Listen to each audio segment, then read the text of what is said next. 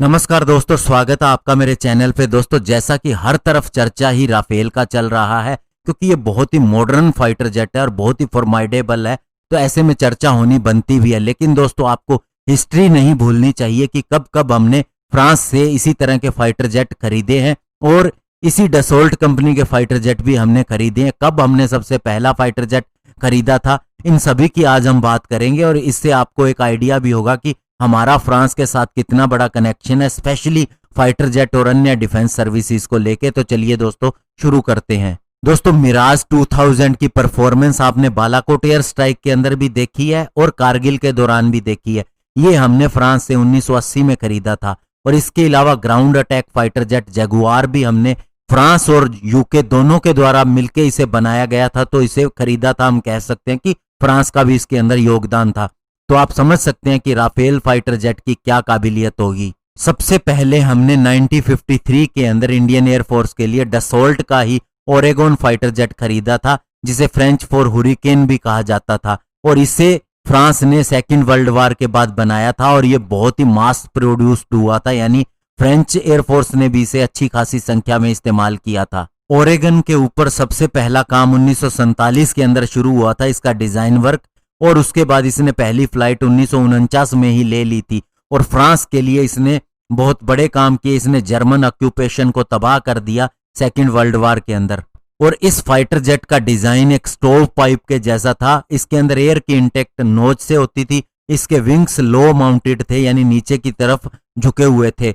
Engine इसके अंदर British Rolls Royce का नेने इंजन का इस्तेमाल हुआ था। और आर्मामेंट की बात करें तो एक 20 mm की गन लगी हुई थी और साथ ही 450 किलोग्राम के 2 बम इसकी विंग्स के नीचे लगाए जा सकते थे। और दोस्तों, उस समय भी जब 1953 में इसको एक्सपोर्ट किया गया इंडिया को, तो फ्रांस के लिए यह पहला ही ऑर्डर था 2 डिकेड के अंदर, और इंडिया ने पहले 71 ऐसे फाइटर जेट का ऑर्डर दिया। इसका नाम तूफानी रखा गया।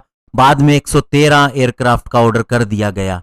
हालांकि हमारे पास जीनेट भी रहे हैं ब्रिटिश फाइटर जेट और रशियन मिग 21 भी, लेकिन इस तूफानी एयरक्राफ्ट के अंदर सर्विस लाइफ ज्यादा अच्छी नहीं थी। फिर भी इसने, एक तो दोस्तों जो हमने पोर्टोजियोस थे, गोवा को आजाद किया था 1961 के अंदर, वहां पर भी बहुत बड़ा रोल निभाया। इसके अलावा असम और नागालैंड में जो इंसर्जेंट थे उनके ऊपर भी टारगेट करने में मदद की, और 1962 में रिकनेसेंस मिशन के अंदर भी काफी ज्यादा ये इसने मदद की। और इसके अलावा दोस्तों, इसे इसराइल को भी एक्सपोर्ट किया गया। उसने 1956 में जब इजिप्ट के अंदर फ्रांस और यूके के साथ मिलकर इन्वेजन किया, तब इसका इस्तेमाल किया। और 6 डे वार के अंदर जो 1967 में हुआ था, वहां भी इसराइल ने इन फाइटर जेट का इस्तेमाल किया था। और 1965 में हमने इसे अपनी सर्विस से हटाना शुरू कर दिया, तो वो ये ज्यादा लंबे समय तक सर्विस में नहीं रहा। उस समय और भी ज्यादा एडवांसमेंट हो रही थी एयरक्राफ्ट के डिजाइन के अंदर, और 1960 में सुपरसोनिक एयरक्राफ्ट आने शुरू हो गए थे, तो इसीलिए इसकी साइज, रेंज और बॉम्ब लोड की कैपेसिटी काफी ज्यादा कम थी उस समय के हिसाब से, इसलिए इसे बाद में हटा दिया गया। और दोस्तों, तूफानी एयरक्राफ्ट 7.9 टन का वेट लेके जा सकता था, ये इसकी मैक्सिमम कैपेसिटी थी। और राफेल की बात करें तो ये 9 टन के करीब या इससे ज्यादा का फ्यूल और वेपन सिस्टम लेके जा सकता है। और दोस्तों, एक इंटरेस्टिंग फैक्ट ये भी है कि इंडियन नेवी भी फ्रेंच एयरक्राफ्ट का इस्तेमाल कर चुकी है, जिसका नाम वाइंड के नाम पे रखा गया है। इसका नाम था Breguet Alize carrier based anti submarine aircraft, इसे द एलाइज भी बोला जाता था। और इंडियन नेवी ने इसे अपने INS विक्रांत एयरक्राफ्ट कैरियर के ऊपर इस्तेमाल किया था। और 1971 में जो बांग्लादेश लिबरेशन वार हुआ था, जो हमारा युद्ध पाकिस्तान के साथ हुआ था, उसके अंदर भी इसका काफी इस्तेमाल हुआ था। तो दोस्तों, ओवरऑल कहने का मतलब ये है कि डसोल्ट के साथ, फ्रांस के साथ हमारा पुराना रिश्ता है, ये आज राफेल के रूप में और ज्यादा नया हो रहा है, आगे बढ़ रहा है, ये अच्छी बात है। दूसरा दोस्तों, अभी हम कह सकते हैं कि डसोल्ट के फाइटर जेट बहुत ही ज्यादा अच्छे होते हैं, क्योंकि हम ऑलरेडी मिराज का इस्तेमाल कर चुके हैं।